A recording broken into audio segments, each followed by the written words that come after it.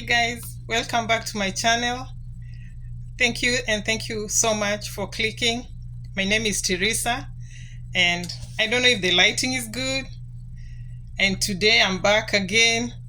Thank you guys for coming back and watching my channel. If you're new here, please subscribe to my channel. Today I thought it wise to bring for you some things that I feel like you need to know about the green card lottery and about the documents that are needed that you're supposed to go with to the embassy, and those that you're supposed to go with to you're supposed to send to Kentucky Consular Center. So guys, if you get the green card lottery, you need documents. The Kentucky Consular Center will ask you for documents to send, and there are documents that will be going with to the embassy in your place of country of birth, so where you've booked your interview. So the documents that you're supposed to send to Kentucky Consular Center, number one is the birth certificate. The birth certificate of yourself, your spouse, your children, and any adopted children.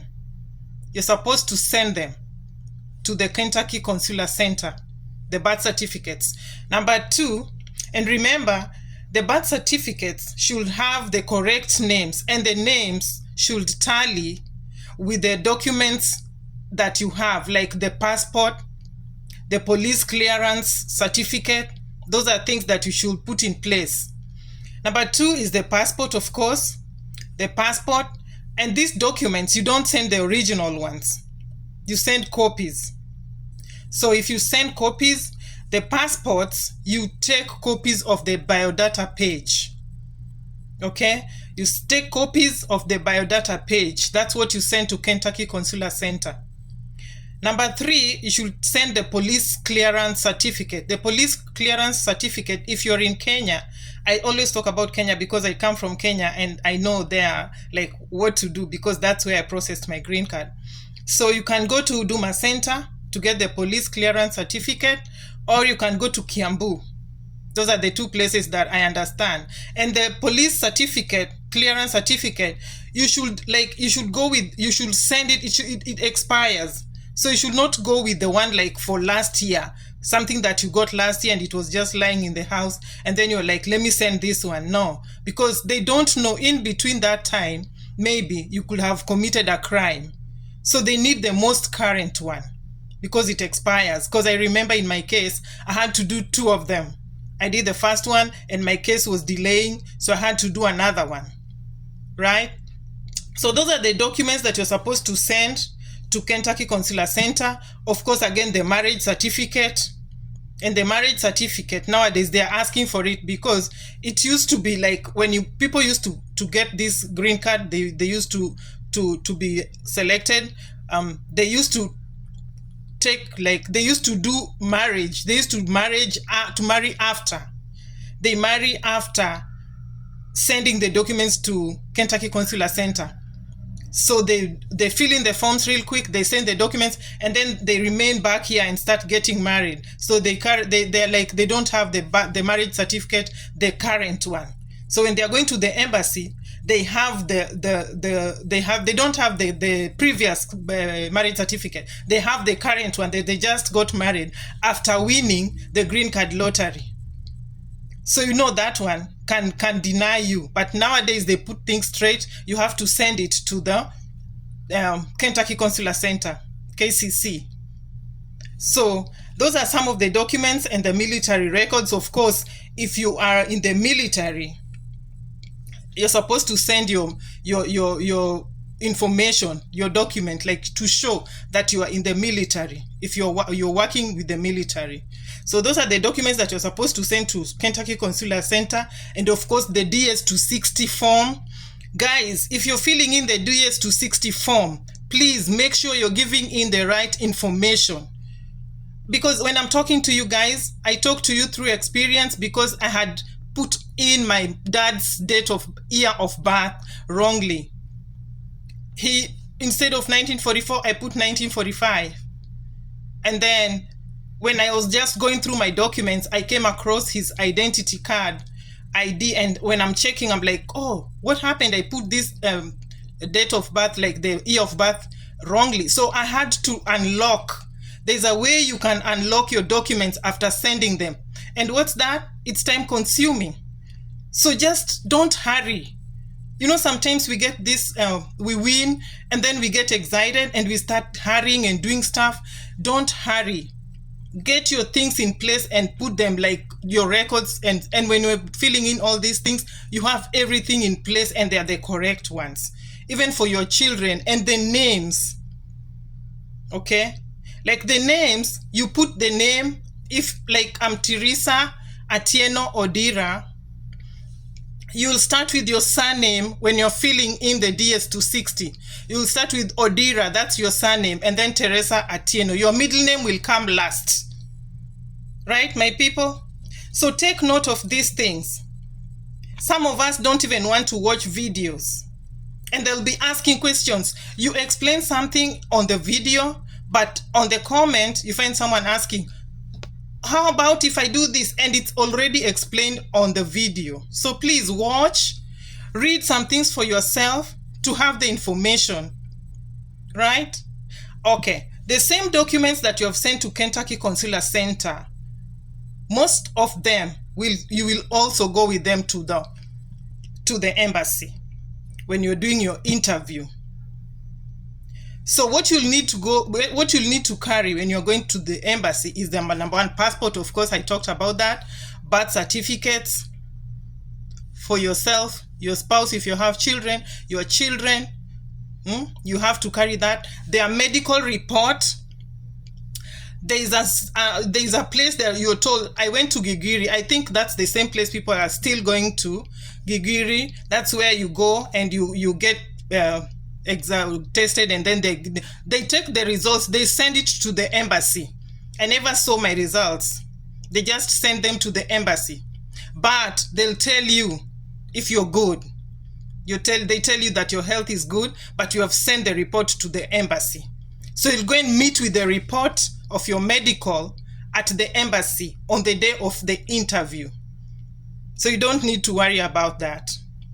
So I want to clarify something about your KCSE. If you have education, like you did Form 4 KCSE, most likely in Kenya you have your education thing and stuff.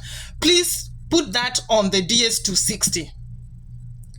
Don't write on the DS260 that you are a university graduate and you don't have the documents. And now, when you're going to the embassy, they need the document, and you have nothing to show. You only have the Form 4 certificate. They like in American, they don't accept things that, oh, I forgot, or I did not do this, or please. There's nothing like that. If you put your documents and you said you are Form 4 graduate, you did your Form 4 O levels. It's O levels. That's what they want. That's what you put. Right? So you take that with you to the embassy. Something else, of course, the marriage certificate. And I took my death certificate, the death certificate of my husband, because I was a widow. I had to go with that to show that I was married and my husband passed on, and these are my children, and they bear the name of my husband, and the surname is on the death certificate. Guys, you have to be straight. There's no shortcut here. No shortcut. So I'm talking to you about these things because I know some of you will apply for the green card lottery. And of course, we are praying that you win. And if you win, these are documents you start running around looking for. So just get prepared with them.